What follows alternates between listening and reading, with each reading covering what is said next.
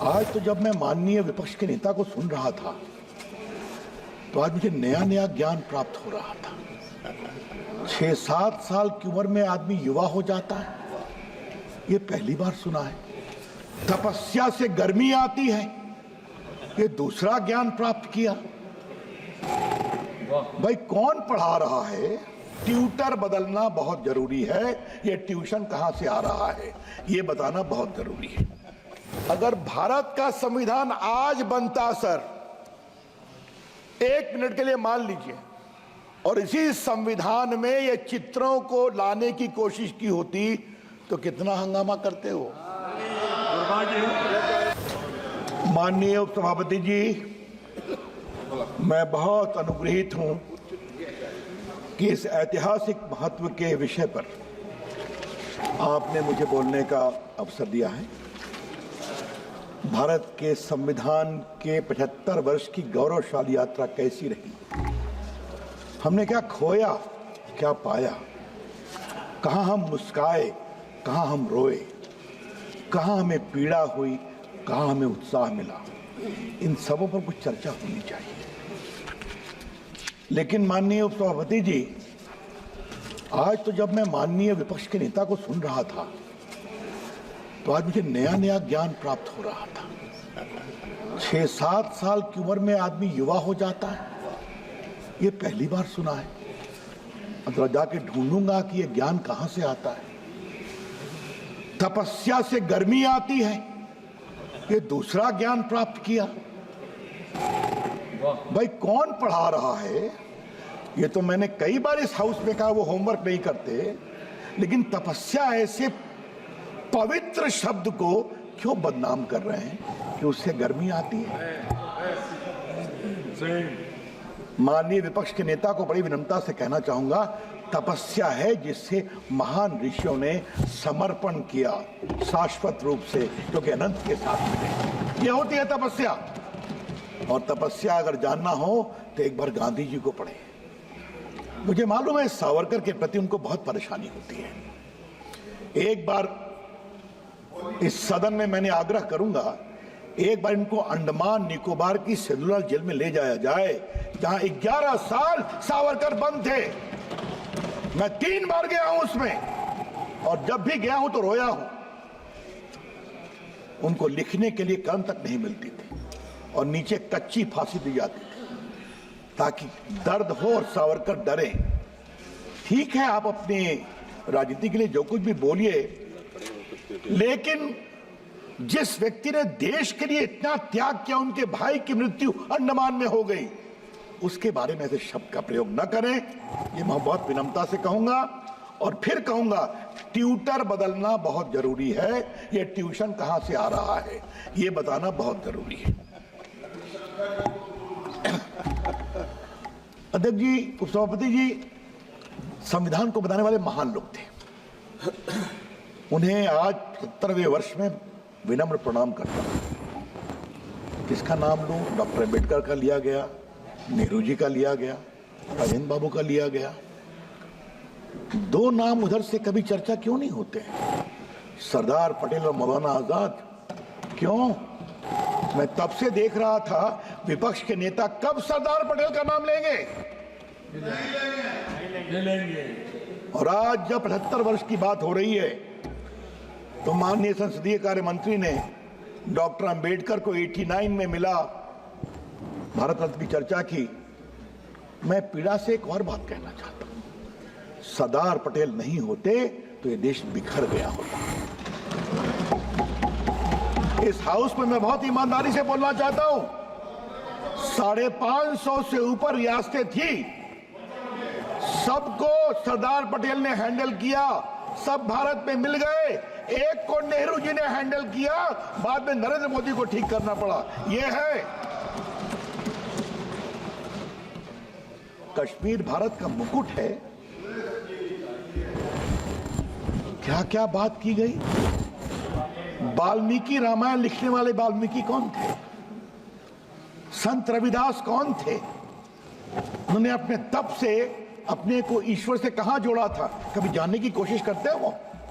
तो कृपया करके कहते हैं, जब भारत का अभंग मुद्रा दिखाते हैं, कृपया करके भारत की विरासत को समझें। सर, वो भारत के संविधान निर्माताओं ने क्या सोचा सर? क्या सोचा सर? कि भारत के आम इंसान को, आम नागरिक को भारत की नीति तय करने का अधिकार देना। ये सवाल था। कौन, किसको अधिकार मिले शासन का डेमोक्रेटिक गवर्नमेंट में? और सर, हमें सैल्यूट करना है कि न जाति, न धर्म, न उपासना पद्धति, न शिक्षा, कौन कितना अमीर है, कितना गरीब है, कौन पुरुष है, कौन महिला है, कोई अंगड़ा है, कोई पिछड़ा है, सबको अवसर मिलेगा वोट देने का, और उनके वोट से भारत का भविष्य तय होगा। आज सर 75 साल की सबसे बड़ी सीख क्या है? भारत का आम नागरिक जानता है कि अपने वोट की ताकत से हम किसी को भी जिता सकते हैं और किसी को भी हरा सकते हैं।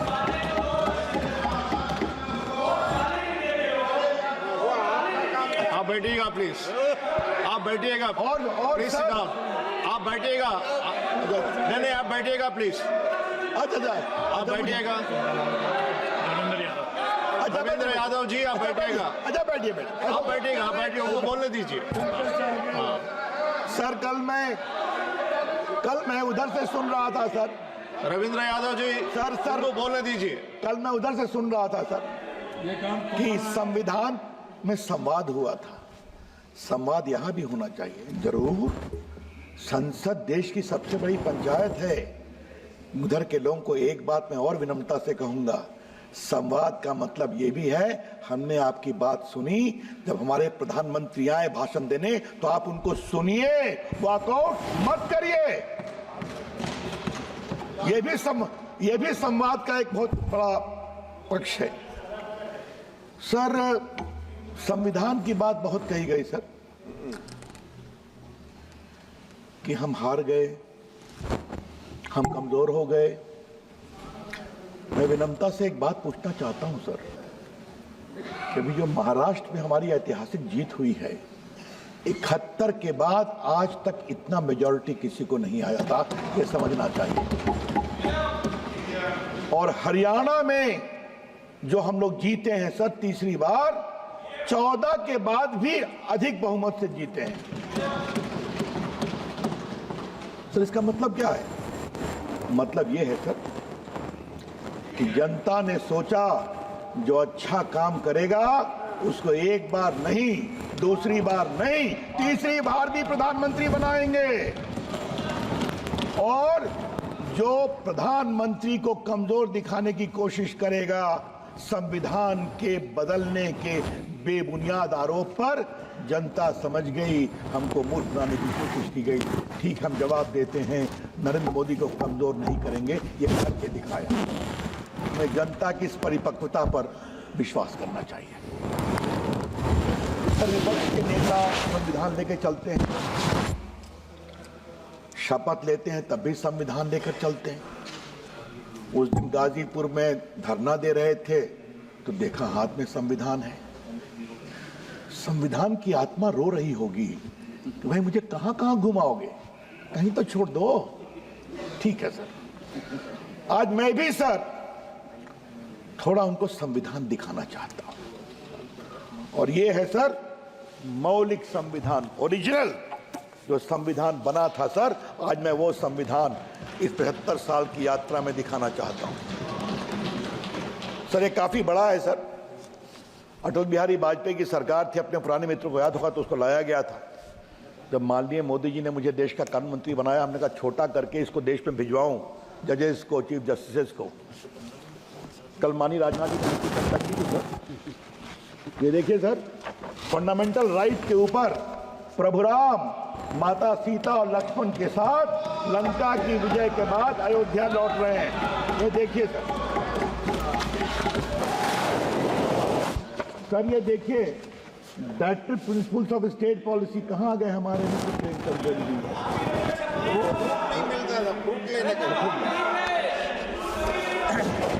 सर। ये देखिए सर, भगवान कृष्ण अर्जुन को महाभारत में गीता का ज्ञान दे रहे हैं, ये इसमें इसमें महाबुद्ध हैं सर, इसमें महावीर हैं सर, इसमें नटराज भी हैं सर। एक और देखेंगे, ये देखिए पार्ट 7 में बजरंग बली हनुमान जी की भी तस्वीर है। ये देखिए आप सर, इसमें सब ये देखिए प्रभु नटराज की तस्वीर है। और ये देखिए सर, गुरु गोविंद सिंह है, झांसी की रानी है, छत्रपति शिवाजी हैं, अकबर हैं, बाबर औरंगजेब नहीं है। तो इस संविधान बनाने वाले जानते थे कि इस देश की विरासत प्रभु राम है, प्रभु कृष्ण है, बाबर औरंगजेब नहीं है, छत्रपति शिवाजी। और सर आप देखें सर, ये जो मैं दिखा रहा हूं, ये देखिए सबके दस्तखत हैं सर। पहला दस्तखत राजेंद्र प्रसाद, फिर जवाहरलाल नेहरू, फिर सरदार पटेल, मौलाना आजाद, आपके डॉक्टर अंबेडकर, सबों के हस्ताक्षर। सर मैं एक सवाल पूछने की इच्छा होती है, अगर भारत का संविधान आज बनता सर, 1 मिनट के लिए मान लीजिए, और इसी संविधान में ये चित्रों को लाने की कोशिश की होती, तो कितना हंगामा करते हो, कितना वो अपनी विरासत को कितना समझे सर। यही तो मैं कह रहा हूं सर, हम कहां से शुरू किए थे और कहां चले गए। अपनी विरासत, भारत की विरासत होगी प्रभु राम की, प्रभु कृष्ण की, रामकृष्ण परमहंस की, विवेकानंद की, अरविंदो घोष की, लोकमान्य तिलक की, नारायण गुरु की, सुब्रमण्यम भारती की, ये महात्मा गांधी की, ये हमारी विरासत है। हमारी विरासत कभी औरंगजेब बाबर नहीं हो सकते। और ये बात मैं इसलिए कह रहा हूं सर कि अगर ये परंपरा होती ना, तो प्रभु राम का मंदिर बहुत पहले बन गया होता, प्रभु कृष्ण का मंदिर बहुत पहले बन गया होता। मुझे बहुत, मैं कृतज्ञ हूं सरदार पटेल, के मुंशी और डॉक्टर राजेंद्र प्रसाद का कि सोमनाथ का मंदिर बन गया। और हमारे गुजरात के मेंबर्स बैठे हुए हैं, क्या कहा गया था, इसे आर्कियोलॉजिकल सर्वे को दे दो, उसी तरह से रखेगा। सर इस देश की आत्मा कभी अपनी विरासत से समझौता नहीं करती। और उस तरफ के लोगों से मुझे आज एक सवाल पूछना है, पूरे दिल्ली में किंग एडवर्ड की मूर्ति थी कि नहीं, क्वीन विक्टोरिया की मूर्ति थी या नहीं, लॉर्ड इरविन, लॉर्ड हार्डिंग की मूर्ति देश के सारे गवर्नर्स के राजभवन के सामने थी या नहीं, वो कहां चली गई। ये सबको हटा दिया गया, दिल्ली वालों को बुद्ध जयंती पार्क के कॉर्नर में डाल दिया गया। क्यों? क्योंकि वो मूर्तियां कला की मूर्तियां नहीं थी, वो गुलामी और दास्ता की मूर्तियां थी। और आपने निर्णय किया कि वो मूर्तियां नहीं रहेंगी, आपने अच्छा काम किया। यही बात प्रभु राम के जन्म स्थान, कृष्ण जन्म स्थान और काशी विश्वनाथ के मंदिर के बारे में क्यों सोच नहीं होती है। सर यही है वोट बैंक पॉलिटिक्स। आगे इस पर थोड़ा मैं बोलूंगा। ये वोट बैंक पॉलिटिक्स के चक्कर में जो फंस गए, उससे बाहर नहीं निकले। और आज सर मैं एक बात कहना चाहता हूं, 75 साल में आप कहां हैं और हम कहां हैं, ये भी जरा देखिए। 75 साल में आप कहां हैं और हम कहां हैं, क्योंकि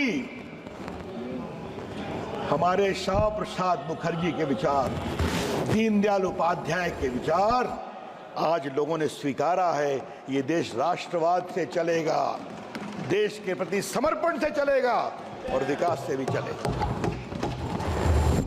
सर मैं आपसे एक और बात कहना चाहता हूं, कल बहुत चर्चा हुई है, जो हमारे सारे सुरक्षाकर्मी मारे गए संसद के उस समय।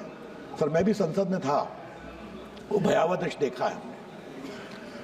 सर लोग ह्यूमन राइट्स की बात करते हैं, अफजल गुरु के ह्यूमन राइट्स की बात करते हैं। कभी इन लोगों ने जो हमारे सुरक्षा कर्मचारी मारे गए उनके परिवार के ह्यूमन राइट्स की बात की क्या? कभी करते हैं? आतंकवादियों ने उनको मारा, उनके बच्चों, उनकी पत्नी, उनकी विधवा का कोई ह्यूमन राइट है या नहीं? 75 साल में सर ये भी एक यात्रा आई है। देश की पूरी बात ऐसी पिछल गई है। हमारी सोच बहुत साफ है। आप आतंकवादियों के ह्यूमन राइट्स की लड़ाई लड़ो, हम तो लड़ेंगे देश के सुरक्षा कर्मी की जो आतंकवाद में मारे जाते हैं। हम लड़ेंगे वो हमारे सीआरपीएफ बीएसएफ के जवान के लिए। सर देश के लिए जीते तो सब लोग हैं सर, देश के लिए मरते कौन हैं? ये सुरक्षा कर्मी होते हैं। हमें उनके पूरे मानवाधिकार की चिंता करनी पड़ेगी। सर काफी बात हो रही है सर। सेकुलरिज्म की बात करते करते ये कहां से लाया गया सेकुलरिज्म, इसका जवाब देना जरूरी है दूसरे पक्ष पर आने के पहले। हमारे जो संविधान बनाने वाले थे, क्या सरदार पटेल, क्या राजेंद्र प्रसाद, क्या जवाहरलाल नेहरू, क्या डॉक्टर अंबेडकर, क्या मौलाना आजाद और बाकी सब बड़े नेता, ये भारत की विरासत को समझते थे। वो जानते थे कि भारत की विरासत मूल रूप से पंथ निरपेक्ष है।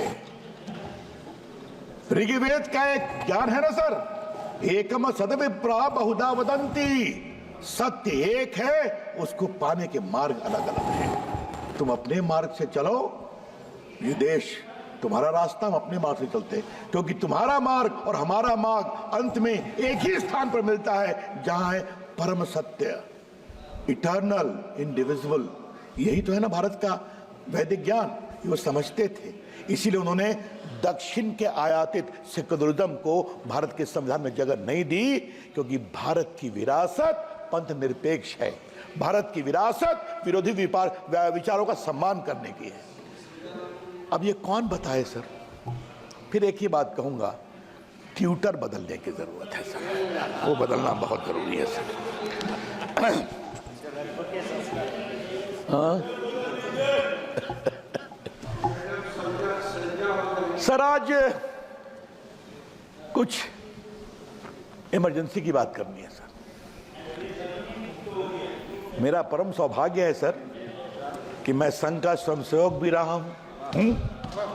अखिल भारतीय विद्यार्थी परिषद में 13 साल काम किया है और मैंने लोकनायक जयप्रकाश की अगुवाई में बिहार आंदोलन में भी भाग लिया। भ्रष्टाचार मिटाना है, नया बिहार बनाना है। और सर कमाल हुआ सर, शुरू हुए हम लोग की इतनी पिटाई हुई थी लाठियों से, दुबले पतला था बहुत उस समय सर, स्वर्गीय सुशील मोदी और हम दोनों इतनी लाठियों से पिटे थे कि आज भी याद करता हूं तो पीड़ा होती है।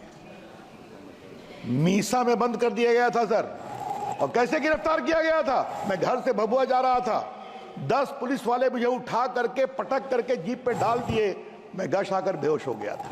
ये सब देखा है, क्या ये लोग बात करेंगे? क्या बात करेंगे? संघर्ष आए, लाठी भी खाया है, गोली भी खाई है, तब यहां पहुंचे हैं। किसी के परिवार में बैठने के कारण नहीं आए हैं, ये समझना बहुत जरूरी है।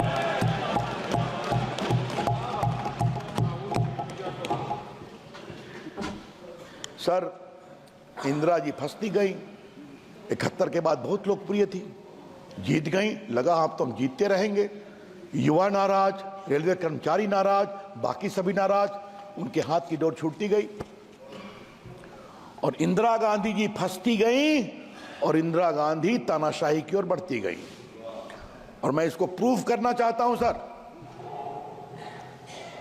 उनका खिलाफ इलेक्शन केस हुआ था इलाहाबाद हाई कोर्ट में, हमारे राज नारायण जी ने उस केस को किया था, उसका नाम प्रयागराज है सर, लेकिन अभी हाई कोर्ट गिरिराज बाबू इलाहाबादी है, उसको बदलना पड़ेगा, आप सही कर रहे हैं। तो सर वो इलेक्शन हार गई क्योंकि सरकारी पदाधिकारियों के दुरुपयोग का मामला था। सर 12 जून को उनका इलेक्शन सेटिस्फाइड हुआ और 6 साल के लिए उनको डिबार कर दिया गया। आज मैं सदन में इसलिए बता रहा हूं कि वो नीचे जाए, देश के सामने जाए, नौजवानों के सामने जाए। सर वो सुप्रीम कोर्ट आई, 24 जून को कृष्णा अय्यर साहब सुप्रीम कोर्ट के जज थे, अब वो नहीं रहे। सर जी कृपया कंक्लूड कीजिए। कहा कि आप प्राइम मिनिस्टर रहेंगी, सदन में आ सकती हैं, न बोलेंगी न वोट देंगी, न आपको तनख्वाह मिलेगी। लेकिन सर बहुत देश में आंदोलन शुरू हो गया। सर 25 जून को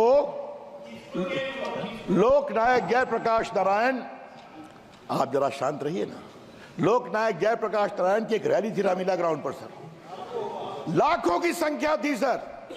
उन्होंने कहा, एक बहुत बड़ी बात कही सर, रामधारी सिंह दिनकर हमारे बिहार के कवि, जो राष्ट्र कवि हैं, सिंहासन खाली करो कि जनता आती है। कंक्लूड कीजिएगा sir. Sir give me 5-7 minutes, I just conclude. Sir आपको बताऊं, सीधा इमरजेंसी लगा दी गई, और ये हमें बोलते हैं लोकतांत्रिक मान्यताओं की बात, अभंग मुद्रा दिखाते हैं। भारत में इंटरनल इमरजेंसी पहली बार लगी थी और कैबिनेट का अप्रूवल नहीं हुआ था। राष्ट्रपति फखरुद्दीन अहमद नहीं मान रहे थे, इंदिरा जी ने हड़काया, हमने तुमको बनाया, साइन करो, उन्होंने साइन कर दिया, और सुबह में 6 बजे कैबिनेट की मीटिंग से रेटिफाई किया गया। सर क्या क्या हुआ, लोग जेल चले गए। राधा मोहन जी सही बोल रहे हैं, वो भी उस आंदोलन के साथ ही हैं सर। किसको किसको, हमारे कहाँ गए, मुलायम सिंह भी जेल में थे, पता है ना, लालू जी भी जेल में थे, और डीएमके की सरकार को डिसमिस किया गया था इमरजेंसी में, ये भी याद रखें, समझे आप। और आरएसएस को बैन किया गया था, जेपी को गिरफ्तार किया गया था, अटल बिहारी वाजपेयी को, नानाजी देशमुख को, सर जॉर्ज फर्नांडिस के भाई को, लॉरेंस फर्नांडिस को इतना मारा गया था बेंगलोर में कि जब मूर्छित हो गए तो उनको मुश्किल से ले गए अस्पताल में। क्या क्या अत्याचार किया इन लोगों ने। राष्ट्रीय स्वयंसेवक संघ के सदस्यों को सर नाखून नोचा गया। और सर सबसे तो मजा किया सर हमारे दिल्ली में पत्रकारों के ऊपर, ये जो बहादुर शाह जफर मार्ग है ना, इसका पूरा बिजली काट दी गई। Sir last 1 minute sir, please conclude. Last 5 minutes give me, I will conclude. Lal please sir, something very important I am saying. Please allow sir, सारे अखबारों की बिजली काट दी गई। सेंसर मानोगे तो हम मानेंगे, और सर हम बहुत तारीफ करेंगे सर इंडियन एक्सप्रेस की और रामनाथ गोयनका की, वो हिम्मत के साथ डटे रहे और उन्होंने नहीं माना। आप सुनेंगे सर कितना अत्याचार हुआ। जेपी को गिरफ्तार कर गए थे, मुझे जेपी ने कहा है, हरियाणा ले गए थे, सुबह में वो नाश्ता कर रहे थे तो एक गेस्ट हाउस पे देखे बाहर मोरारजी भाई टहल रहे हैं। कहा अरे हमको उनसे मिलने दो, कहा नहीं मिल सकते, ऊपर थे वो बंद। कहा तुम हम दोनों के बीच में बैठ जाओ, आप नहीं मिल सकते। सर जेपी की किडनी खराब हो गई सर, वो मुंबई के जसलोक अस्पताल में थे सर, 26वें फ्लोर पर। उनको कहा इनको धूप की जरूरत है वरना ये गए। उनको धूप देखी, नीचे जनता खड़ी हो जाएगी। जब सोली स्वराज ने कहा कि हम हाईकोर्ट मूव करेंगे, तब इनको आधे घंटे के लिए बैठने दिया। सर ये अत्याचार हुआ है। सर धर्मवीर भारती ने कविता लिखी है, सुनिए आप भी हमारे समाजवादी मित्र। क्या कहा था उन्होंने, सर मैं हाउस में कहना चाहता हूं, खलक खुदा का, मुल्क बादशाह का, हुक्म शहर कोतवाल का। मुनादी है कविता, डुगडुगी। खलक खुदा का, मुल्क बादशाह का, हुक्म शहर कोतवाल का। सबों को खबरदार क्या आता है कि अपने खिड़की दरवाजे बंद कर ले, गिरा ले पर्दे, और बच्चों को सड़कों पे अकेला न छोड़े, क्योंकि एक 74 बरस का बूढ़ा अपनी कांपती आवाज में सड़कों पे सच बोलता हुआ निकल पड़ा है। सर अटल बिहारी वाजपेयी की कविता है, जेल में, हम टूट सकते हैं मगर झुक नहीं सकते। सर आज तक आपने माफी मांगा, सर 5 मिनट वक्त दीजिए सर, जुडिशरी में बोलना बहुत जरूरी है सर, 5 मिनट वक्त दीजिए काइंडली सर। इन्होंने जजेस को सुपरसीड किया।